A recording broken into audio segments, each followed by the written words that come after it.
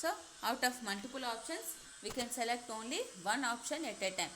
So that is a switch is a multi-way branch statement. So దాంట్లో multiple options ఉంటాయి, only one option మాత్రమే select చేసుకుంటాం. Here we use some keywords. Okay, keywords అనేవి use చేస్తాం to perform the switch operation. Switch it is a conditional statement. According to the condition one of the option will be selected. ఈ one of the option ఎలా select చేసుకుంటాము అని అంటే, మనం ఒక variable అనేది తీసుకుంటాం. సో ఆ వేరియబుల్ ఎవరికి పాస్ చేయాలి? స్విచ్కి పాస్ చేయాలి. Okay, switch variable or expression. ఇక్కడ ఏం రాస్తున్నాం? Switch variable or expression. So ఇక్కడ మనకి సింటాక్స్, ఇది సింటాక్స్ అనమాట. ఎలా రాస్తాం సింటాక్స్ అనేది? Switch variable or expression. Switch అనేది keyword, switch is a keyword. Open the bracket. Okay, so case 1 colon. ఇక్కడ మనము స్టేట్మెంట్స్ రాస్తాము. Okay, next case 2 colon, sorry break. ఇక్కడ నెక్స్ట్ ఏంటిది? బ్రేక్. కేస్ 2 కొలన్ స్టేట్మెంట్స్ రాస్తాము. Next break. Okay, case 3 colon statements. Next semicolon break. Okay, ఇలా multiple options రాస్తాం అనమాట. This is a switch. Okay, so ఇక్కడ స్విచ్, ఓకే, కేస్, బ్రేక్, ఇవన్నీ ఏంటివంటే keywords. ఇవన్నీ ఏంటివి? కీవర్డ్స్. ఓకే, సో ఇక్కడ మనం వేరియబుల్ ఏముంటుంది? వాల్యూ ఉంటుంది. ఈ value any one of the case statement తోటి మ్యాచ్ అవుతుంది అనమాట. ఏ కేసు స్టేట్మెంట్ తోటి మ్యాచ్ అవుతుందో ఆ పర్టికులర్ కేస్ అనేది ఎగ్జిక్యూట్ అవుతుంది.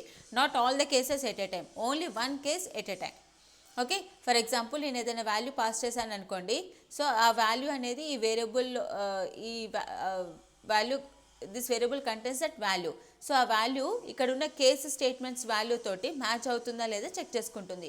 ఏ కేసు స్టేట్మెంట్ తోటి మ్యాచ్ అవుతుందో ఆ పర్టికులర్ కేసు స్టేట్మెంట్ అనేది ఎగ్జిక్యూట్ అవుతుంది. ఎగ్జిక్యూట్ అయ్యి నెక్స్ట్ ఇప్పుడు కేస్ 1 ఉందనుకోండి, కేస్ 1లో ఉన్న స్టేట్మెంట్స్ ఎగ్జిక్యూట్ అవుతుంది. ఎగ్జిక్యూట్ అయ్యి నెక్స్ట్ ఏమవుతుంది? బ్రేక్ అనమాట. బ్రేక్ అయిపోతుంది. బ్రేక్ అంటే ఏమవుతుంది అంటే it comes out of the switch. అది బయటకు వచ్చేస్తుంది అనమాట. బ్రేక్ ఏం చేస్తుంది? Comes out of the switch. Break execute అయింది అని అంటే అది ఎందులో నుంచి ఉందో అక్కడి నుంచి బయటకు వచ్చేస్తుంది అనమాట. It comes out of the switch. స్విచ్లో నుంచి బయటకు వచ్చేస్తుంది బ్రేక్ అనేది.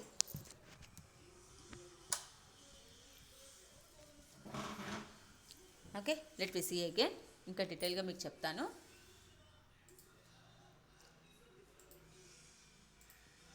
So here switch, okay, variable or expression. Variable or expression. Open the bracket. Case 1 కావచ్చు, ఆల్ఫాబెట్ కావచ్చు, ఏదైనా కావచ్చు. Okay, here we write the statements. The next break. Okay, case 2 colon statements. This is the syntax we have to follow. Colon, semicolon, keywords. Okay, case 3 statements, break, like that. లాస్ట్కి ఏముంటుందంటే default ఉంటుంది. Okay, default ఏముంటాయి అంటే statements. ఏది match అవ్వకపోతే default execute అవుతుంది అనమాట, break. So this is the syntax. ఇప్పుడు నేను ఏదైనా వాల్యూ పాస్ చేశాను. ఓకే, ఆ వాల్యూ అనేది ఇక్కడ వేరియబుల్ ఉంది కదా, ఈ వేరియబుల్కి ఒక వాల్యూ అసైన్ చేస్తాను. సో వేరియబుల్ కానీ ఎక్స్ప్రెషన్ కానీ ఏదైనా ఒకటి, ఏదైనా రాయొచ్చు అనమాట. ఓకే, సో ఇక్కడ ఏదైతే వాల్యూ ఎవాల్యుయేట్ అవుతుందో ఆ వాల్యూ ఇక్కడ కేస్ వాల్యూ తోటి, ఏ కేస్ వాల్యూ తోటి మ్యాచ్ అవుతుందో చెక్ చేసుకుంటుంది. సో దట్ పర్టికులర్ కేస్ అనేది ఎగ్జిక్యూట్ అవుతుంది. ఫర్ ఎగ్జాంపుల్ ఇక్కడ వచ్చే వాల్యూ 2 తోటి మ్యాచ్ అయిందనుకో, this case 2 will be executes. అంటే దీంట్లో ఉన్న స్టేట్మెంట్స్ ఎగ్జిక్యూట్ అవుతాయి. ఎగ్జిక్యూట్ అయిన నెక్స్ట్ ఏంటిది? Break. So what is the meaning of break? It comes out of the switch. Break వచ్చింది అని అంటే స్విచ్లో నుంచి బయటకు వచ్చేస్తుంది అనమాట, ఇంకేం ఎగ్జిక్యూట్ అవ్వకుండా. ఒకవేళ బై మిస్టేక్ బ్రేక్ రాయడం మర్చిపోయాము అనుకోండి, సో దిస్ ఈజ్ వయలేషన్. ఓకేనా, violation against to the rule అనమాట. అంటే మనం ఇలా రాయాలి అనుకున్నప్పుడు ఇలానే రాయాలి. ఒకవేళ ఇది ఇక్కడ రాయలేకపోతే ఏమవుతుంది? ఇది కూడా ఎగ్జిక్యూట్ అవుతుంది. సో అది that is against to the rule. మనం రూల్కి ఎగనెస్ట్గా వెళ్తున్నాము అని అర్థం. ఓకేనా, అలా రాయకూడదు అనమాట. ఖచ్చితంగా బ్రేక్ అనేది ఈచ్ అండ్ ఎవ్రీ కేస్ రాసాక, స్టేట్మెంట్స్ రాసాక break we should write the break necessary. Okay, break is necessary for each and every case statement. ఓకేనా. అండ్ నెక్స్ట్ ఇక్కడ స్విచ్ అనేది కీవర్డ్, స్విచ్ అనేది కీవర్డ్, కేస్ అనేది keyword, and break is a keyword, default is a keyword.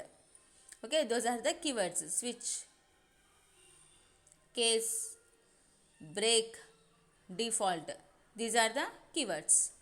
ఒకవేళ నేను ఇచ్చిన value ఇక్కడున్న ఏ కేసు స్టేట్మెంట్ తోటి మ్యాచ్ అవ్వకపోతే డిఫాల్ట్ అనేది ఎగ్జిక్యూట్ అవుతుంది అనమాట. ఓకే, ఫర్ ఎగ్జాంపుల్ ఇక్కడ 3 కేసెస్ ఉన్నాయి. నేను 1 ఇస్తే ఫస్ట్ కేసు ఎగ్జిక్యూట్ అయ్యి బ్రేక్ అయిపోతుంది, అంటే బయటకు వచ్చేస్తుంది. ఒకవేళ 2 వాల్యూ పాస్ చేస్తే ఇక్కడ ఉన్న కేస్ 2లో ఉన్న స్టేట్మెంట్స్ ఎగ్జిక్యూట్ అయిపోయి బయటకు వచ్చేస్తుంది. ఒకవేళ 3 ఇస్తే థర్డ్ కేసులో ఉన్న స్టేట్మెంట్స్ ఎగ్జిక్యూట్ అయ్యి బ్రేక్ అయిపోతుంది. ఒకవేళ ఇక్కడ నేను 3 కాకుండా 1 కాకుండా 2 కాకుండా 3 కాకుండా ఇంకేదన్నా వాల్యూ పాస్ చేశాను అనుకోండి, అది ఇక్కడ ఉన్న కేసు వాల్యూస్ తోటి మ్యాచ్ అవ్వకపోతే సో ఇక్కడ ఏమవుతుంది అన్నట్టు డిఫాల్ట్ ఎగ్జిక్యూట్ అవుతుంది అనమాట. డిఫాల్ట్ ఎగ్జిక్యూట్ అవుతుంది. ఓకే, సో డిఫాల్ట్ ఎగ్జిక్యూట్ అయినాక బ్రేక్ అవుతుంది. అంటే బ్రేక్ అయింది అని అంటే it comes out of the switch. For example నేను ఇక్కడ ఎగ్జాంపుల్ రాస్తాను. స్విచ్, ఓకే, సి ఏదైనా ఒక వేరియబుల్ కదా, C. Case 1 printf Sunday. Okay, break, just example. Next case 2 colon printf colours, break.